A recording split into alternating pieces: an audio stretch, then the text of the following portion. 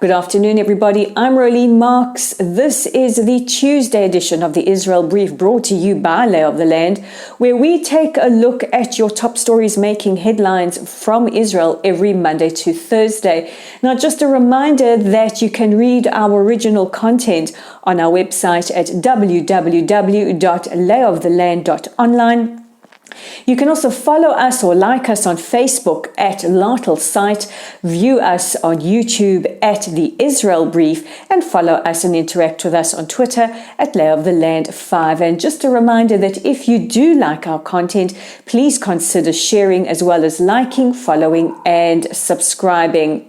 And we begin our news headlines today by taking a look at the biggest story of the day, which is the release of the report by Amnesty International. Amnesty International released a report today condemning Israel as an apartheid state. And this report differs from previous reports making the same allegations that have also been debunked by other organizations, in that it blames Israel or accuses Israel of practicing apartheid both inside Israel, in fact saying several administrations have been guilty of practicing apartheid, as well as in the West Bank and Gaza Strip. In a press conference given earlier today, Amnesty International also called for an arms ban on the sale of arms for Israel. So basically, Amnesty International's endgame is to criminalize the Jewish state and then render us undefended to support ourselves.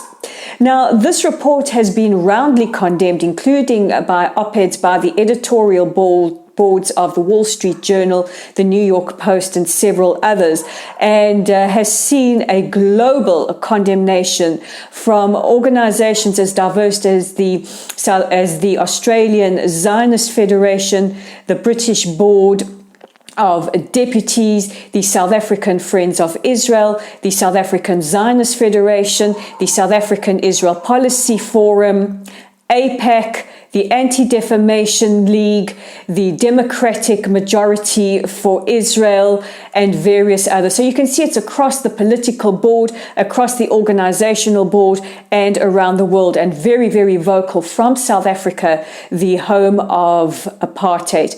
And we also have to understand that in this report, Amnesty International have given their own definition of apartheid to suit their agenda.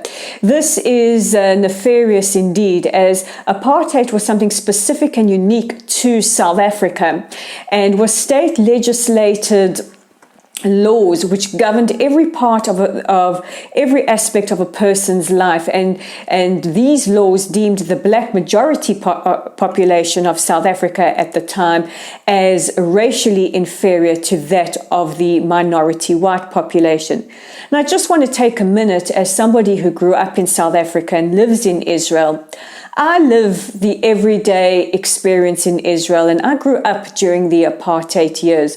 Witnessing apartheid was my lived experience, and I'm appalled and dismayed at Amnesty International's appropriation of the suffering and the painful history of South Africa to push their extremely divisive and hate-mongering agenda, which does not serve any cause for peace or the pursuit of truth. And I encourage anybody and everybody watching this broadcast to join me in condemning Amnesty International for adding fuel to the fire of already inflamed anti-Semitism.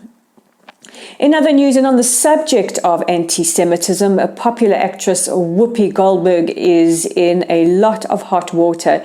Yesterday, she was on her morning television show called The View, which to my knowledge is a group of women who gather every morning on TV and scream at each other over various views. But yesterday, they were discussing something very important, and that was the Board of Education in the state of Tennessee taking away the iconic book Mouse, because parents complained that some of the content was too much for children children to deal with and was sexual. Maus is an iconic book that teaches and explains the experience of the Holocaust. And there's no easy way to teach the Holocaust. The Holocaust was the darkest moment in the humanity and history of mankind. And you can't sugarcoat it. It's the way that it has to be taught. Incidentally, since the Tennessee School Board has removed the book, it has shot to #1 on Amazon sales. Nevertheless, discussing the Holocaust, Whoopi Goldberg said that the Holocaust was not about race. Basically, it was white Nazis against white Jews. I don't even know where to begin to condemn those statements. Anybody who knows anything about the Holocaust knows that the Nazis and Adolf Hitler deemed the Jews an inferior race to be marked for extermination. We were marked by having to wear a yellow star. We were targeted and we were exterminated based on the fact that we were deemed an inferior race. Well, one thing in the View's favor is that Whoopi's co-host piled on in offense against her, and Jason Greenblatt of the Anti-Defamation League approached Whoopi Goldberg. She has since apologized, but the problem is that she has already engaged in Holocaust distortion and revisionism, and it is a trend that is gaining momentum, especially as we lose our first-hand eyewitnesses to the Holocaust every single day.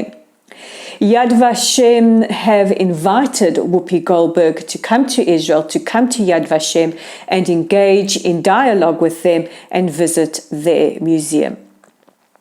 In other news, we now turn to the Palestinian Authority, and U.S. Secretary of State Antony Blinken and Palestinian Authority President Mahmoud Abbas have spoken. This is an attempt by the Biden administration to repair the damaged relations between the Palestinian Authority and America that basically has deteriorated over the years. The two discussed ways to improve the quality of life for Palestinians. And our final story is another one that is very personal to many of us.